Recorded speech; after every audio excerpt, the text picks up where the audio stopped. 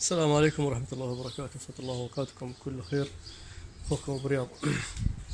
2015 فيه مسفاير، وللأسف العطل المسفاير اللي فيه ليس كهربائي ولا إلكتروني بل ميكانيكي.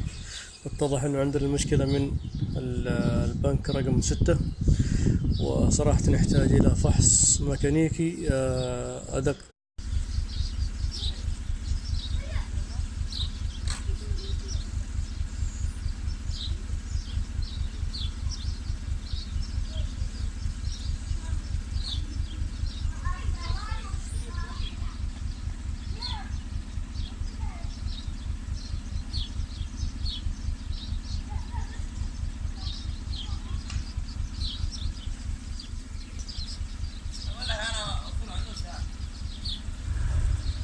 ادعس ادعس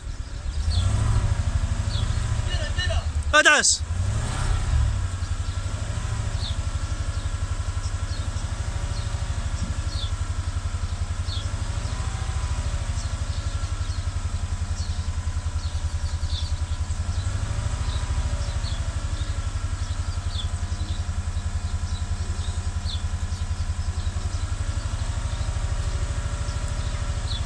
خلاص خلاص. طبعا شوف عندنا هذا البوجي ما قبل الأخير من هذا الجهة، من قبل الأخير أعتقد رقم 6، ما قبل الأخير من ورا. طلعت البوجي، طبعا هذا حق بواجي الوكالة. للأسف فيه زيت، فيه زيت،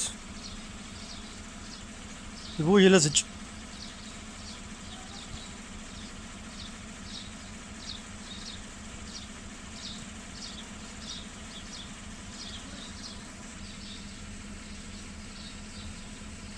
البواجي فيها زيت صراحة ملحوظ، يعني اليد تلمع لما اضغطها زي كذا اجد فيها زيت. ما ادري هو تهريب داخلي الله اعلم. شوف الزيت اللي في دي، يعني ليته من الاطراف بل من الداخل من هنا. غيرت بوجه جديد ونفس المشكلة، نفس البلف او نفس الجهة هذيك، غيرت فيها الكويل، غيرت فيها الاسلاك، غيرت فيها بوجي ونفس المشكلة ما يشتغل.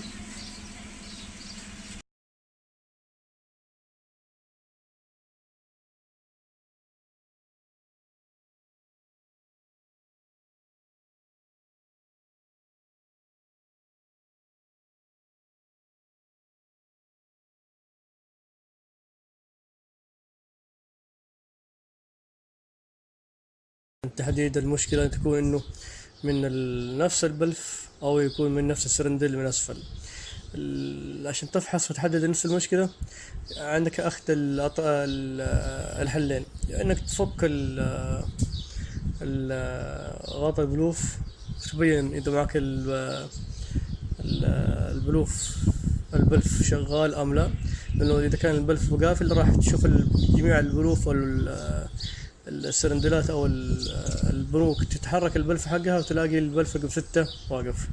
اذا كان شغال رقم 6 وجميع البلوف شغالة فمعناته رقم 6 يكون المشكلة فيه من الماس فاير من اسفل، اللي هو يعني من السرندل. وكلها هي بنفس الوقت كذا ولا كذا لازم فك المحرك، ولكن الماس فاير حق البلف يكون من فوق اللي هو من راس البلف او من راس المحرك، واذا كان من نفس السرندلات او البستم فيكون من اسفل. فانا ما عندي صراحه. الحل الثاني طبعا اللي هو عباره عن اللي هو الساعه قياس ضغط الكمبرشر حق الهواء، وللاسف والله ما هي موجوده عندي، وحاولت ان اوفرها من معداتها الصناعيه في اغلب المحلات لكن للاسف غير متوفره.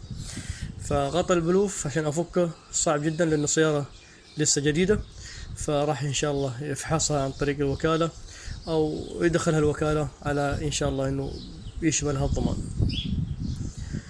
ولكن المشكله يعني بعد التحديد اتضح انها ليس الكترونيه ولا كهربائيه للمسفاير، وانما هي ميكانيكيه. هذا صلى الله وسلم على سيدنا محمد.